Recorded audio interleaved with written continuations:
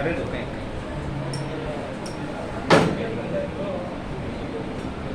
અવમંદિત સરળ આવર્ત ગતિ વાત કરતા હતા કે ભાઈ સમય સાથે જે સરળ આવર્ત ગતિ નો કંપ વિસ્તાર ઘટતો જાય એવી સરળ આવર્ત ગતિને આપણે શું કહેશું? અવમંદિત સરળ આવર્ત ગતિ. જેટલી પ્રાયોગિક ગોઠવણ આપણે ગમે તેવી કરીએ પણ કોઈ દિવસ તમને અવમંદિત સરળ આવર્ત ગતિ સિવાયનું કંઈ મળશે નહીં, કારણ કે કોઈ લોલકી સૂક્ષ્મ સ્થાનાંતર આપીને છોડી દો એટલે સમય સાથેના કંપ વિસ્તારમાં ધીમે ધીમે શું થતો જશે. તો પેલા લખો, એડિટ આપો, અવમંદિત સરળ આવર્ત ગતિ. અવમંદિત સરળ આવર્ત ગતિ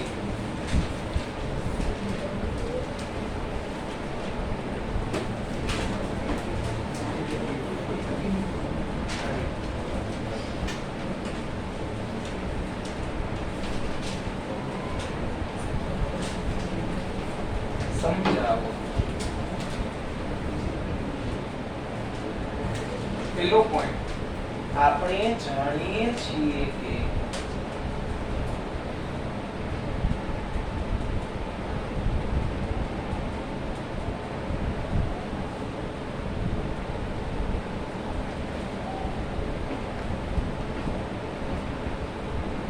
કોઈ પણ પદાર્થની સરળ આવર્ત ગતિ દરમિયાન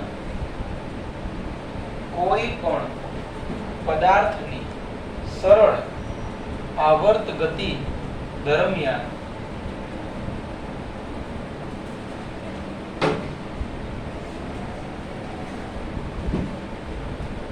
સપાટી વડે લાગતું ઘર્ષણ બળ અલ્પ વિરામ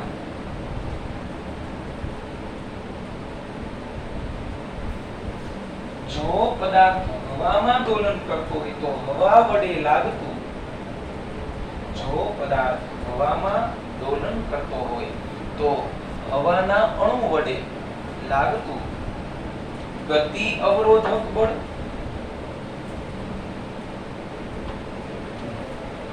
તથા પ્રવાહીમાં દોલન કરતો હોય તો ઉત્પ્લાવક બળ.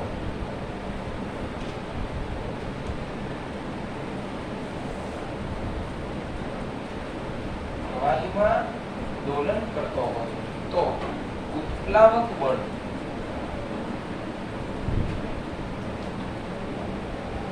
એ પદાર્થની ગતિનો વિરોધ કરે. આવા બધા બળો પદાર્થની ગતિનો શું કરશે? વિરોધ કરશે.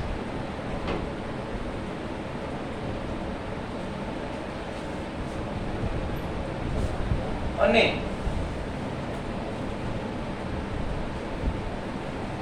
સમય સાથે દોલનના કંપ વિસ્તારમાં ઘટાડો થશે અને સમય સાથે દોલનના કંપ વિસ્તારમાં ઘટાડો થશે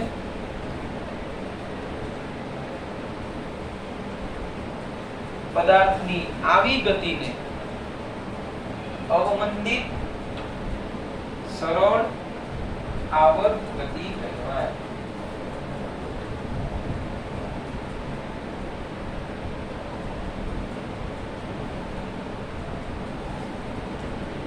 બીજો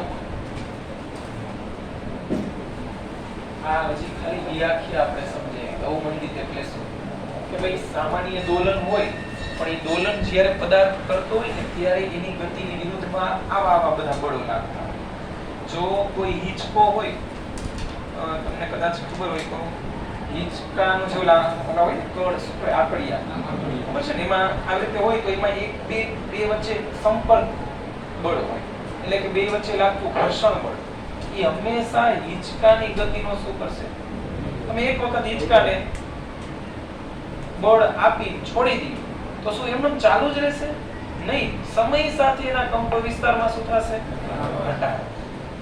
એ કેના વડે લેતા? આવું શું કામ છે? ઘટાડો કામ છે, ઘર્ષણ બળ. હવે જો હવાની વાત કરીએ કે ભાઈ કોઈ અહીંયા જડિત આધાર છે, અહીંયા એક સ્પ્રિંગ બાંધેલી, અહીંયા બ્લોક છે, અને હું આમ ખેંચીને છોડી દઉં તો શું આમનું દોલન ચાલુ જ રહેશે? નહીં, સમય સાથે ઘટશે. આ વખતે કોણ? આ વખતે કોઈ ઘર્ષણ પણ નથી લાગતું. તો કોણ લગાડે છે? હવાના અણુઓ. જે બાજુ બ્લોક ગતિ કરતો હશે એની વિરુદ્ધમાં ગતિ અવરોધક બળ ઉત્પન્ન કરશે. બ્લોકને તમે નીચે ખેંચશો ત્યારે કઈ દિશામાં બળ લગાડશે? ઉપર. બ્લોક ઉપર જતો હશે ત્યારે આવું બળ હોય. અને જો બ્લોક પ્રવાહીમાં જ ઘટના બનતી હોય તો પ્રવાહી એના ઉપર ઉત્પ્લાવક બળ લગાડે. આર્કિમિડીઝે આવું કીધેલું, કદાચ સાંભળ્યું તો ઉત્પ્લાવક બળ સાંભળ્યું છે. 10મા ચેપ્ટરમાં આવશે. આપણું જે ચેપ્ટર છે તરલનું મિકેનિક્સ, ફ્લુઇડ ડાયનેમિક્સ જેને કહેવાય ઇંગ્લિશમાં, મિકેનિકલ એન્જિનિયરિંગ માં એક આખો સબ્જેક્ટ આવશે ત્રીજા સેમેસ્ટરમાં. ફ્લુઇડ મિકેનિક્સ એવું ચેપ્ટર આવે છે, આખો સબ્જેક્ટ આવે FM. પછી હાઇડ્રોડાયનેમિક્સ એક બીજો સબ્જેક્ટ આવે. આવા બધા મિકેનિકલ એન્જિનિયરિંગમાં વિષય હતા કે ફ્લુઇડ ડાયનેમિક્સ ને હાઇડ્રોડાયનેમિક્સ ને પછી હાઇડ્રોમિકેનિક્સ ને જેને FM કી સોલ્ટ માં એ લોકો બધા આવી ભાષા બોલતા હોય, FM સી ને આવું. એટલે ફ્લુઇડ મિકેનિક્સ એટલે જે આપણે ગુજરાતીમાં ભણવાના છે 10મું ચેપ્ટર તરલનું મિકેનિક્સ એવું છે ચેપ્ટર. તો એમાં આર્કિમિડીઝનો એક સિદ્ધાંત આવશે કે કોઈ પણ પદાર્થને પ્રવાહીમાં સંપૂર્ણ કે આંશિક ડુબાડવામાં આવે તો પદાર્થે વિસ્થાપિત કરેલા વજન બળ જેટલા જ મૂલ્યનું પદાર્થ પર ઉર્ધ્વ દિશામાં બળ લાગશે જેને કહેવાય ઉત્પ્લાવક બળ. વજન બળ ક્યાં લાગે? ઉત્પ્લાવક બળ ક્યાં લાગશે? અને આ સિદ્ધાંતને કારણે પાણીમાં સ્ટીમર, જહાજ, હોડકું આ બધું તરે છે. કારણ કે એની ડેન્સિટી પાણીની ડેન્સિટી કરતા ઓછી છે, ઘનતા ઓછી છે, અને એના ઉપર બળ લાગશે. બેમાંથી જે મોટું હોય એ તરફ પદાર્થ જાય. જો વજન બળ વધી જાય તો ડૂબે. સમજાય વસ્તુ? ઉત્પ્લાવક બળ એની વિરુદ્ધ દિશામાં લાગશે. આવું ઉત્પ્લાવક બળ જો પ્રવાહીમાં આંદોલન હોત ને તો લાગે. તો ઉત્પ્લાવક બળ પણ ગતિ અવરોધક બળ જ કહેવાય. ત્યાર પછી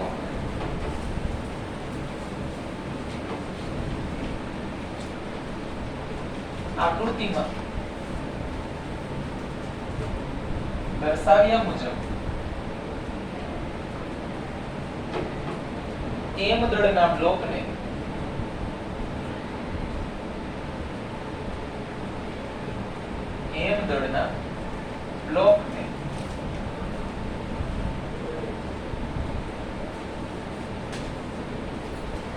કે બળ અચળાંક ધરાવતી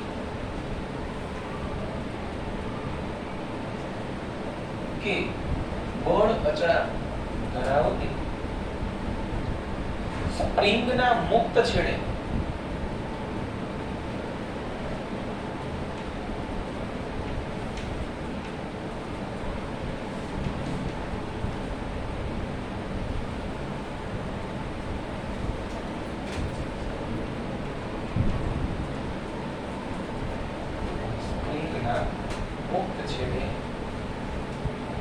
લટકાવેલ છે.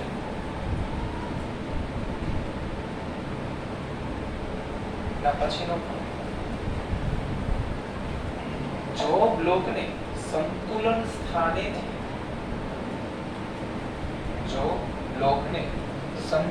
સ્થાનેથી નીચે તરફ x જેટલું સ્થાનાંતરિત કરાવવામાં આવે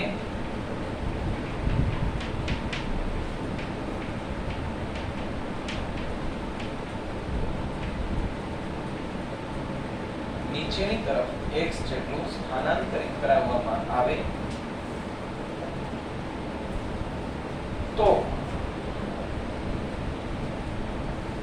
ઉર્ધ્વ દિશામાં એટલે ઉપરની દિશામાં સ્પ્રિંગમાં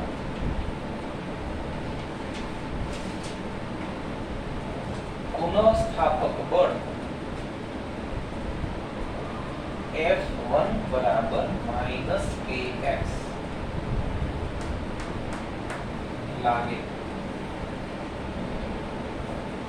બીજો પોઈન્ટ,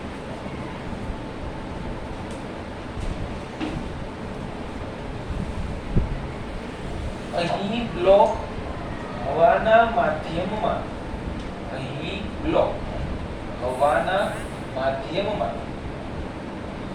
નીચે તરફ ગતિ કરતો હોવાથી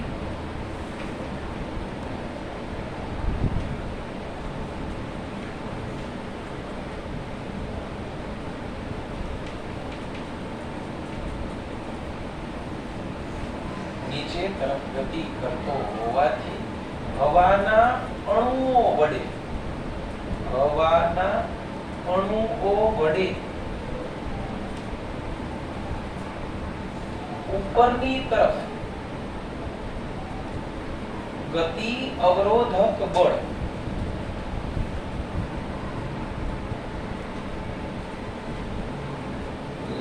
લગાડશે.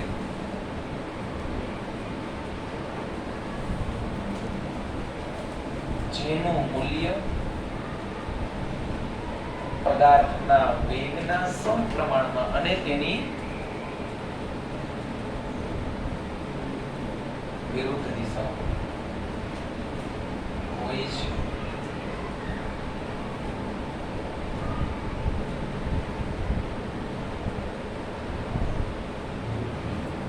એનું સૂત્ર લખી નાખો. F નાનકડો d કરજો. d નો અર્થ થાય ડ્રેગ ફોર્સ. d એટલે ડ્રેગ એટલે ખેંચાણ બળ. હવાના અણુઓ આ બ્લોક જ્યારે નીચે આવતો હશે તો હવાના અણુઓ ક્યાં ખેંચાય છે? ઉપરની તરફ. એટલે મેં આમ એરો બતાવ્યો. બ્લોકને તમે નીચે ખેંચો તો હવાના અણુઓ બ્લોકને ક્યાં ખેંચાય છે? ઉપરની તરફ. એટલે ડ્રેગ ફોર્સ એનું સૂત્ર -b * v. આ b શું છે એ બાજુ લખી નાખજો. જ્યાં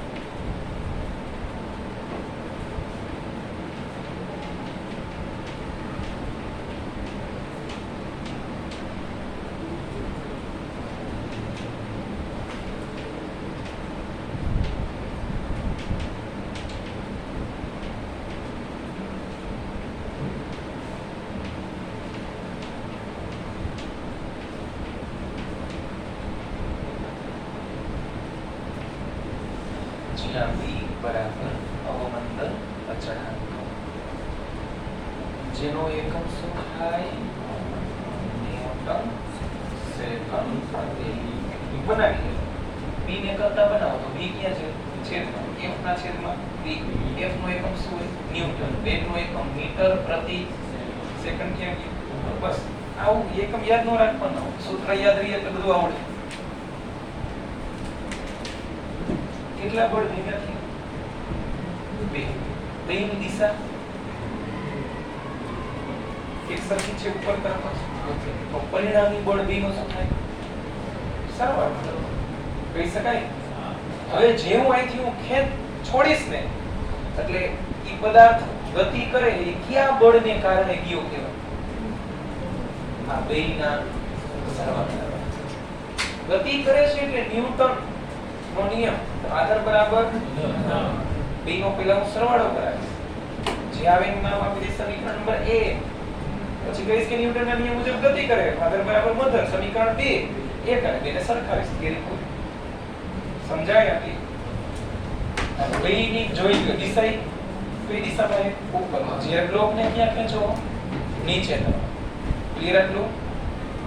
x જેટલું ખેંચો.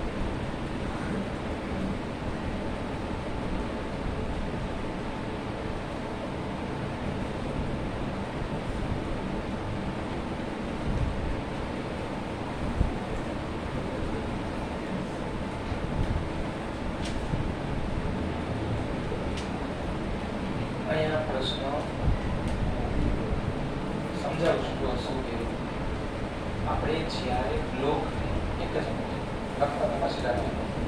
આ બ્લોકને જ્યારે હું નીચે તરફ ખેંચતો હતો ને ત્યારની પરિસ્થિતિની જ મેં ચર્ચા કરી. ત્યારે બે બળ લાગતા. કઈ તરફ? એક કોણ લગાડતું જે ખબર જ છે, જેના લીધે સરળ આવક ગતિ થાય અને જેના લીધે મંદ થાય ને એ પણ ઉપર જ લાગે. જો આના કારણે તો સરળ આવક ગતિ થવાની તો કઈ પ્રશ્ન જ નથી. -kx ને તો આપણે પહેલા ભણતા કે ખાલી આ લાગતું હોત ને તો આપણું સરળ આવક ગતિ આવે, પણ આ પણ હારે લાગે. -b જ્યારે બ્લોક નીચે ખેંચતા હતા ને ત્યારે, પણ જેવો અહીંથી છોડ્યો એટલે બ્લોક ઉપર જશે એટલે તરત આ ફોર્સ ક્યાં લાગશે? નીચે. ઓલો ક્યાં લાગશે? હવે બ્લોક જાય ક્યાં? લાગે બળ ક્યાં? તો પદાર્થની ગતિની વિરુદ્ધ દિશામાં જ્યારે બળ લાગે ત્યારે એને પ્રતિપ્રવેગી ગતિ કહેવાય કે ન કહેવાય? અને પ્રતિપ્રવેગી ગતિ કરે એટલે પદાર્થ અમુક સમય પછી શું થઈ જાય? સ્થિર. બ્રેક મારે તો પ્રતિપ્રવેગી બળ ઉત્પન્ન થાય. યાદ કરો, બ્રેક માર્ગ એટલે શું? તો કે તમારા ગતિની વિરુદ્ધ દિશામાં તમે બળ ઉત્પન્ન કર્યું. તો એવું અહીંયા થાય છે. એટલે નામ કોઈને અવમંદિત સરળ આવર્ત ગતિ કે સમય સાથે આનો કંપ વિસ્તાર શું થઈ જશે? ઘટવા મળશે.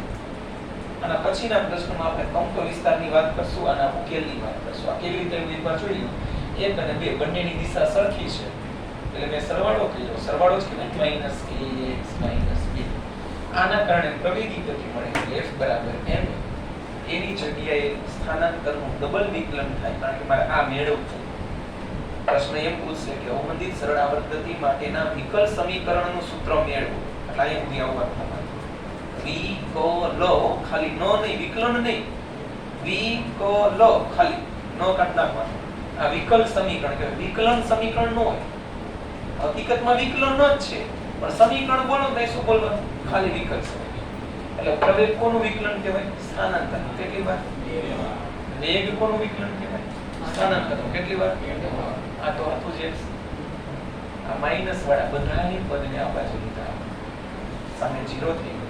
આ એમ નડતો હતો એટલે મેં એમ વડે બધાને શું કર્યા? ભાગી નાખ્યા. સામે 0 બની ગઈ, 0 થઈ. આ સમીકરણને કહેવાય વિકલ સમીકરણ. આ 12મા ધોરણમાં આવશે ત્યારે મારા ભાગમાં જ આવશે આ પાછું. એટલે હું ત્યારે યાદ કરાવીશ કે આવું ક્યાંક આપણે ભણી ગયા છે.